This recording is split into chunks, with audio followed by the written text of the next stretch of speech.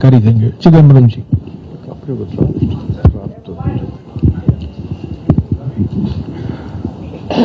Good evening to all of you.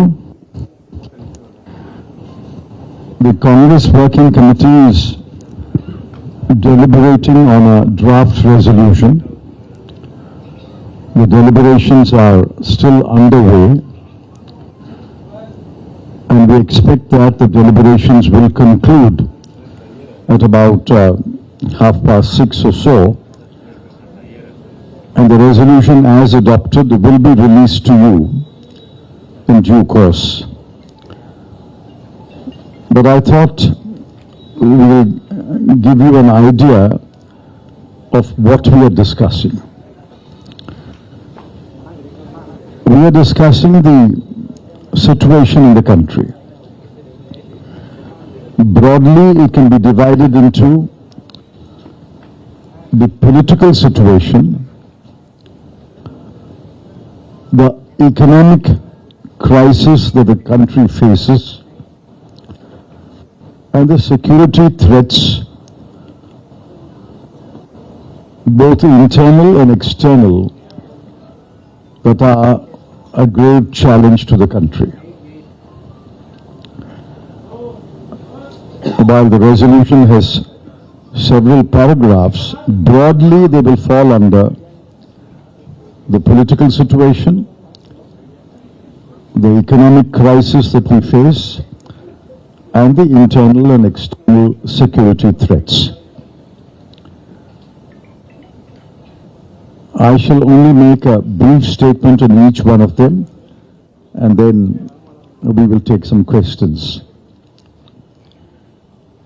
Firstly, on the political situation, we believe that there is a challenge to the constitutional and federal structure of the country. Federalism has been systematically weakened. State governments have been hampered and hamstrung. Revenues to state governments have been denied or reduced. And obstacles are placed in the way of state governments discharging their responsibilities. I shall give you only two examples. The first is Karnataka's promise of rice to the people of Karnataka, which was an election promise. Even though Karnataka is willing to pay for the rice, the Food Corporation has been instructed to refuse to give rice to Karnataka. This has never happened in the country before. The second example is Himachal Pradesh. Himachal Pradesh has faced devastation thanks to floods and landslides. Yet, the Prime Minister has not uttered a word,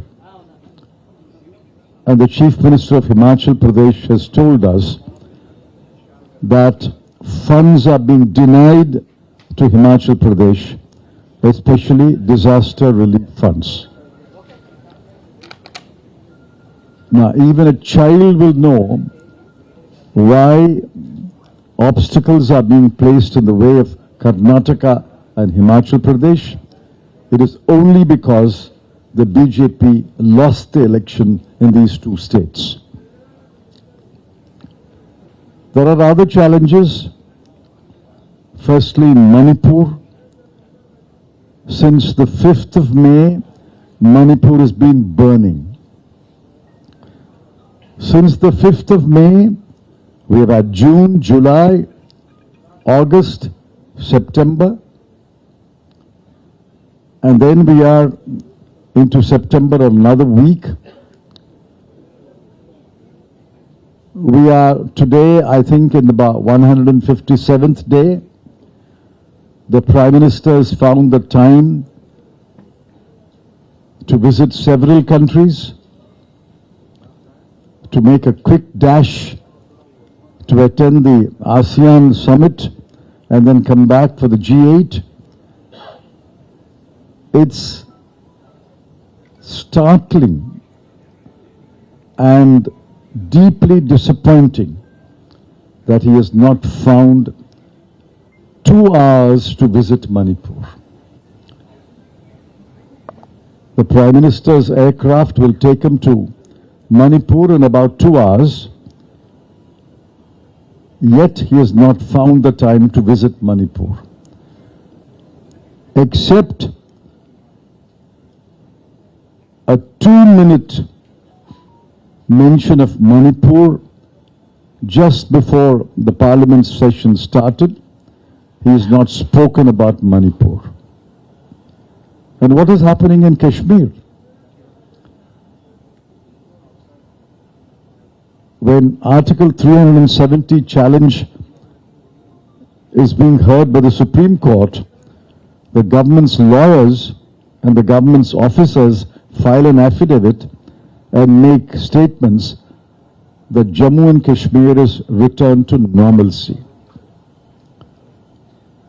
What we see is far from normalcy. 3 days ago, a colonel, a major, a DSP, and a rifleman were killed by terrorists. And the next day, the government, the cabinet, and the BJP headquarters celebrate G20, even while entire Kashmir is in mourning. And again, yesterday, more security forces were killed. Certainly, Kashmir is nowhere near normal. Manipur is nowhere near normal. Yet the Prime Minister does not speak about it. There's a comprehensive failure of the Prime Minister and the Home Minister. I can multiply the examples of the deteriorating political situation, but I shall leave it there. Now we come to the economic situation. Inflation. The best test of inflation is whether the Reserve Bank of India will increase interest rates or maintain interest rates or reduce interest rates. For several months now, the Reserve Bank increased the interest rate, pointing to raising inflation. It has held the interest rate, but there is every indication that it will raise the interest rate again, because inflation, especially retail inflation, is on many commodities either near double digit or cross double digit. Food inflation is over 10%. Even while the WPI is negative, the CPI is rising, and the government has no explanation. The government does not explain this phenomenon that the wholesale price index is falling, but the retail prices are rising. Unemployment, close to 8.5%. Exports, for the 7th month running, year-on-year, monthly exports have declined. In China, it has declined for 4 successive months. In India, it has declined for 7 successive months.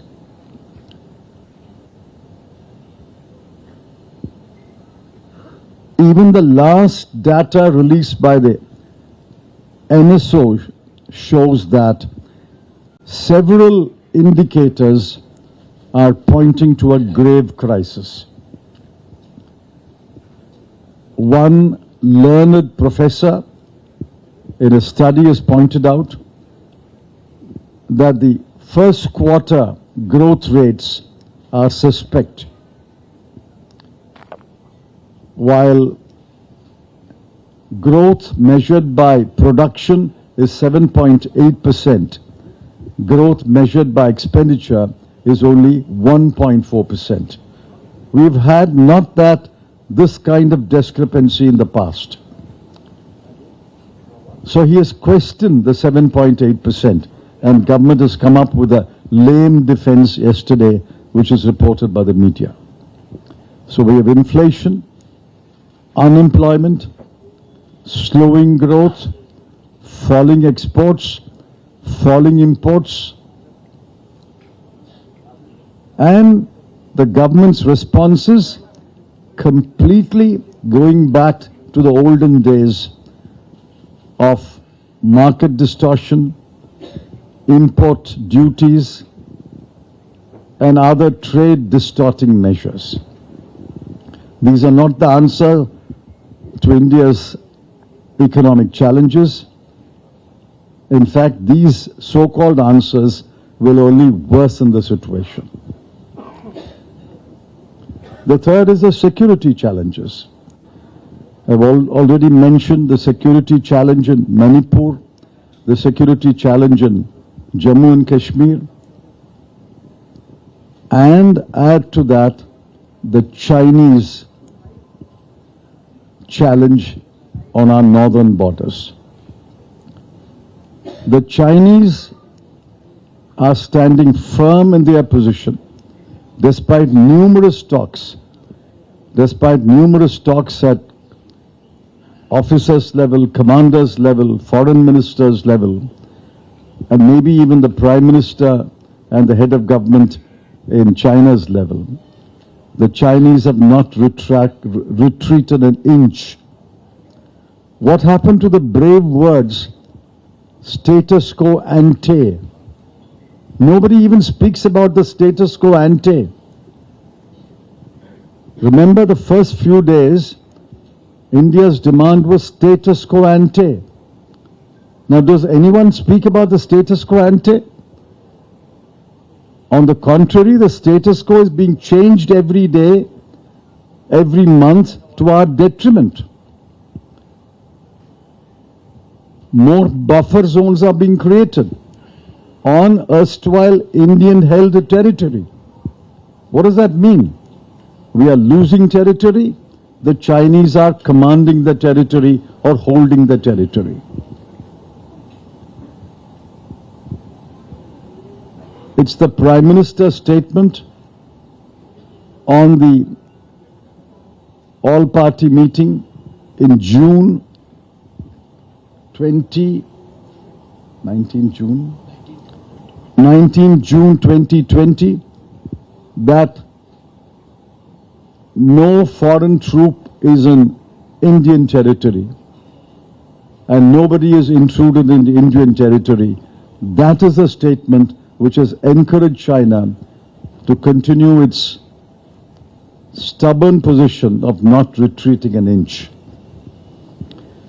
Therefore, we are all concerned about it. The Congress Working Committee is deliberating on these matters, and we will have a resolution shortly. And I think now we will open the floor for a few quick questions. If there are questions, will be answered by one of us. The floor is open for questions. इसके पहले मैं बता दूं कि Congress working committee में 3 और प्रस्ताव पारित हुए हैं। अभी तो ये मेन प्रस्ताव पर चर्चा चल रहा है, पर इस बीच 3 प्रस्ताव पारित हुए हैं। पहला शोक प्रस्ताव था केरला के पूर्व मुख्यमंत्री उमन चंडी जी के देहांत पर। दूसरा शोक प्रस्ताव था मणिपुर में जो हिंसा हुई है, लाखों लोग विस्थापित हुए हैं, 200 या 300 लोग मारे भी गए हैं और अभी भी हिंसा चल रहा है अलग अलग जिले में, मणिपुर में। उस पर एक शोक प्रस्ताव पारित हुआ है।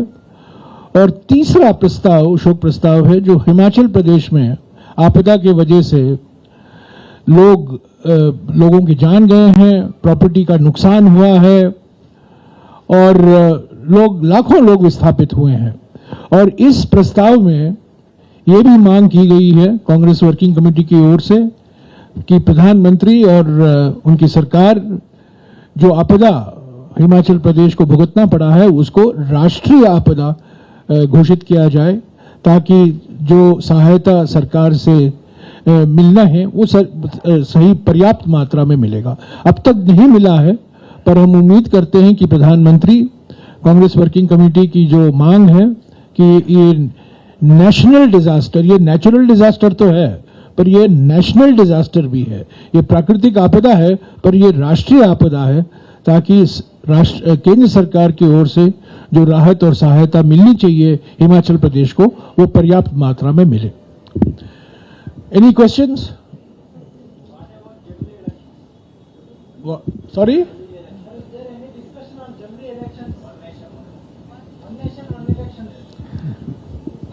the one nation, one election is an assault on the Constitution. We reject it. It is an attack on federalism. It will require at least 5 constitutional amendments. The BJP knows it does not have the numbers to pass these constitutional amendments. Yet, if it puts forward this mirage of a one nation, one election, it is only to divert attention from the pressing issues and to create a false narrative. We reject this one nation, one election idea. So what will be your main demands, prime demands in the coming special session? What is the agenda of the present? Asking the agenda also. We have said former Congress President and the Chairman of the Congress Parliamentary Party, Srimati Sonia Gandhi, has written a letter to the Prime Minister itemizing 9 items which should be discussed in this special session. We have not got a reply so far. If any of those 9 issues are included, we'll be happy, and we will certainly participate in the debate and contribute to a parliamentary discussion. But without the 9 items, what is the agenda they've got? The only agenda that attracted my attention was a bill to amend the Chief Election Commissioner and Election Commissioners Appointment Act, which is actually destroying the independence of the Election Commission.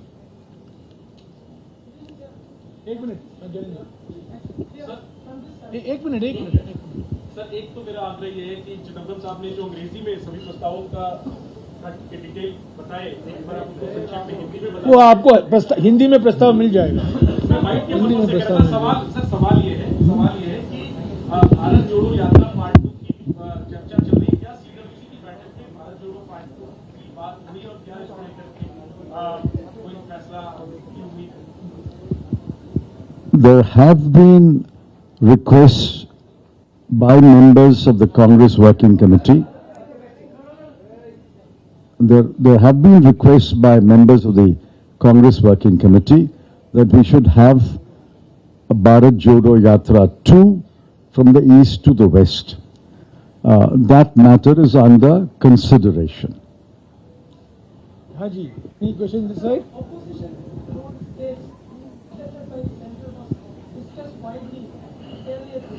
But there are comments from Chhattisgarh Deputy CM TSDO saying, praising Mr. Modi. I think you've got it wrong. The Chhattisgarh Deputy Chief Minister is participating in an official function in which the central government and the state government were launching a project. Protocol required that he does not bring divisive or issues or areas of disagreement in such a meeting. What he said was formal, polite, and protocol consistent. सरकारी 1 minute सरकारी फंक्शनों में प्रधानमंत्री जाते हैं और कांग्रेस की आलोचना करते हैं, इंडिया गठबंधन की आलोचना करते हैं सरकारी कार्यक्रमों में।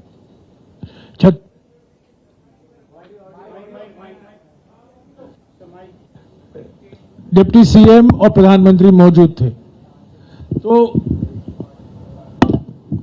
प्रधानमंत्री की जो आदत है सरकारी कार्यक्रमों में विपक्ष की पार्टी करने की आलोचना की, वो पीड़ा हमें नहीं है, हम वो करते नहीं है। हम आलोचना राजनीतिक कार्यक्रमों में करते हैं, सरकारी कार्यक्रमों में नहीं करते हैं।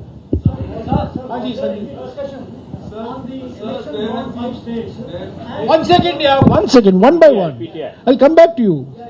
1 minute. The CWC is the top decision-making body of the Congress, and the Congress has decided to go with all the India Alliance partners in the upcoming Lok Sabha elections. So, have there been any discussions on the seat sharing arrangement and whether you will have a tie-up with like-minded parties, especially in states like Punjab, West Bengal, and Kerala? Because there have been internal, opposition to holding off having seat sharing with these parties. I think every member who spoke at the CWC so far has supported the India bloc, India alliance, and has suggested that we should take it forward and strengthen the India alliance. One or two members said that the seat arrangement should be concluded as early as possible. Now, the mechanics of finalizing the seat arrangements is not a matter for the CWC. It is a matter for the 14-member executive committee of the India Alliance, and I'm sure they are focusing on that responsibility and they will address that task. Haji, boliye. Yeah. Yeah, go ahead, go ahead.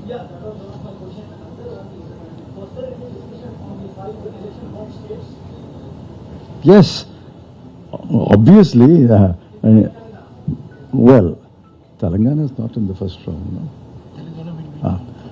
Telangana is among the 5 states, and the fact that we are holding a meeting in Hyderabad obviously stresses the importance we attach to these 5 state elections. Members from Chhattisgarh, Telangana, Madhya Pradesh and Rajasthan have spoken. I think Mizoram has not yet spoken. They have spoken and they have explained the situation in those states, and the reports are quite encouraging, and they are generally happy reports. एक minute आपको कांग्रेस अध्यक्ष का जो speech है आपको मिल गया होगा, उसमें साफ उन्होंने कहा है कि इन 5 राज्यों के बारे में चुनाव की जो चर्चा है वो कल होगी। आज वर्किंग कमेटी की बैठक है जहां राजनीतिक, आर्थिक और जो सुरक्षा से लेकर मुद्दे हैं उस पर चर्चा हुई है। चुनावी मुद्दों पर कल चर्चा होगी। हाँ जी, yes ma'am, at the back. एक मिनट एक करके। The lady, please. Come on. CWC is the highest decision-making body of Congress Party. Has there been any deliberation, discussion in the special session that government has called? The agenda has not come late, but if something that is being speculated around comes in the special session, any strategy, any deliberations on that? I just answered that question. Chairperson of the CPPP has addressed a letter to the Prime Minister listing 9 subjects that we have proposed for discussion in the special session. We have not got a reply so far to that letter. On the contrary, the government seems to be treating it as a routine session. The only item that attracted my attention, I may have missed anything, only item that attracted my attention was the Chief Election Commissioner and Election Commissioner's appointment bill, which is to be amending the Act. And I think that that is a damaging bill. It will reduce the status of the election commissioners.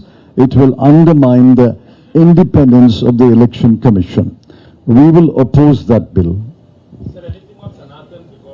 Because 1 second, please. You've had your turn. Siddharth, yeah.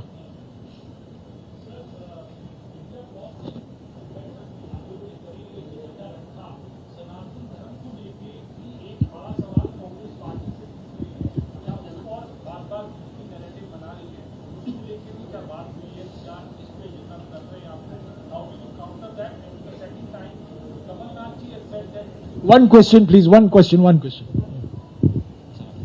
is the question? Was there any discussion? Any discussion? No, there has been no discussion on Sanatan Dharma. Congress President has made it absolutely clear that the Congress party is not willing to be drawn into any controversy on Sanatan Dharma. We believe that Sarva Dharma Sambhav, equal respect for all religions, and we stand by that position. That has been the consistent position of the Congress party for many, many decades, and we are not getting drawn into any controversy on that issue. इसके ऊपर Congress president ने अपने भाषण में भी कुछ कहा है. आपको मिल गया होगा कॉपी. हाँ जी, एक मिनट, जिसने सवाल नहीं उठाया पहले. हाँ please go ahead. What? Sir, Kamal Nath has announced that the India rally in Bhopal is cancelled. So, No, I have no idea. I have no information. हाँ जी Arun.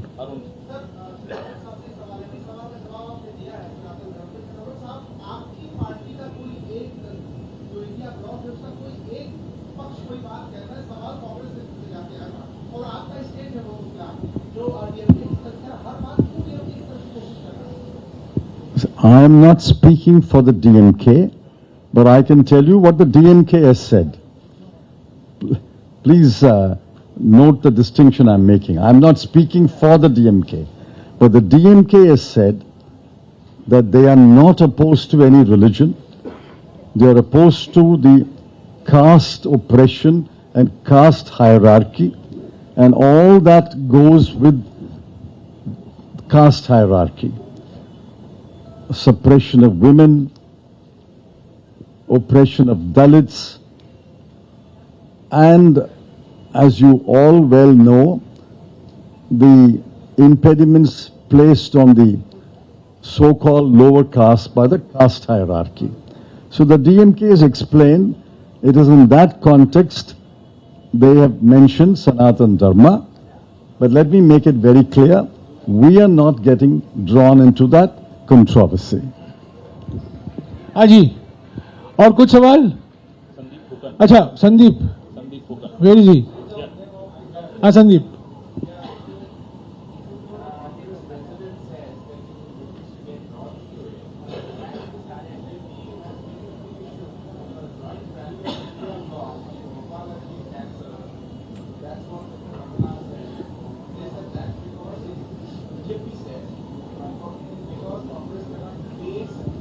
So what's the question?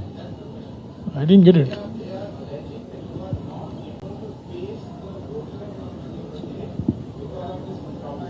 We are holding a rally tomorrow in Telangana. If we are unwilling or afraid to face the people, will we hold a rally in Telangana and Hyderabad? As Jairam has already answered, we have no information about the cancellation of the rally. We will find out why the rally has been allegedly cancelled. हाँ जी.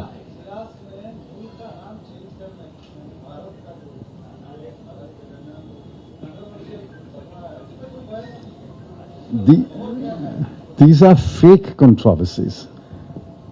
Are you affected? Whether India is changed to Bharat or India is not changed to Bharat? Is your family affected? Are your children affected? Are your children's education affected? Is your health improves or health deteriorates if India is changed to Bharat? These are fake controversies. The constitution makers are far more intelligent and wise than any one of us living today. Ambedkar and his compatriots said, India, that is Bharat. We believe India is Bharat. Okay, last question. Yes, ma'am. Sir, I want to know what are the reasons for retail price inflation and will bringing the gas prices down to 500 rupees help to control it or what more needs to be done? Gas prices can be reduced. In fact, when crude oil prices and associated gas prices were far lower levels, the government stubbornly refused to reduce the prices of petrol, diesel and cooking gas. The government profited. I emphasize that. Government profited from maintaining high prices. Gas prices could have been reduced. Now, if you ask me the question, by reducing it to 500 rupees, is that a real reduction? No, it may not be a real reduction, but it is a real relief to the people. It is not a reduction because the burden is borne by the government, but it is great relief to the people, and the people will be happy if gas prices are available, gas is available at about 500 rupees a cylinder. That is the logic of promising gas at 500 rupees. आखिरी question, एक minute meeting में राहुल जी और सोनिया जी ने क्या बोला कुछ ऐसा? Mrs. Gandhi made a brief statement. I'm sure the copy of the statement will be released to you. Mr. Rahul Gandhi has not yet spoken, unless he has spoken in the last 20 minutes, but I expect him to speak. Okay, ठीक है, thank you. Thank you. Thank you, thank you.